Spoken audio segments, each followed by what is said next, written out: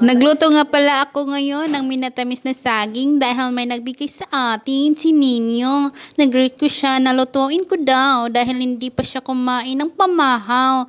Dahil dali-dali siya umalis, hindi na kumain sa kanilang bahay. Paki kasi, maliit daw siya. Isang supot na saging ang dala niya kasi alam niya na maraming unggoy sa opisina. Hinalo-halo ko talaga para yung asukal ay lalo talagang malanay at mag-combine talaga ang lasa ng gata, saging at asukal. Kukumama pala ang ginamit ko, hindi kukupapa kasi walang available fresh gata dito sa Villaquiñonga. Hinati ko pala itong saging kasi hindi kasya sa hotpot ko na 2 liters. Yung iba sa rice cooker ko na lang niluto. Dinamihan ko pala ng sabaw para busog talaga sila at saka magkasya talaga sa amin.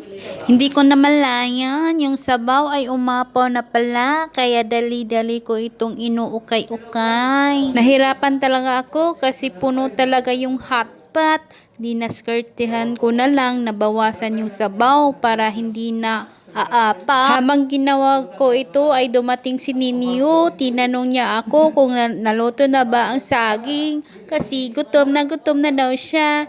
Nagkurog-kurog na daw iyang kamot sa kagutom. Dahil dito, binawasan ko muna ang sabaw pero ibabalik ko lang ito pag lutong-luto na talaga yung saging. Habang nagbabawas ako, ito naman si Ninyo laging nagrereklamo bakit ang tagal daw maluto.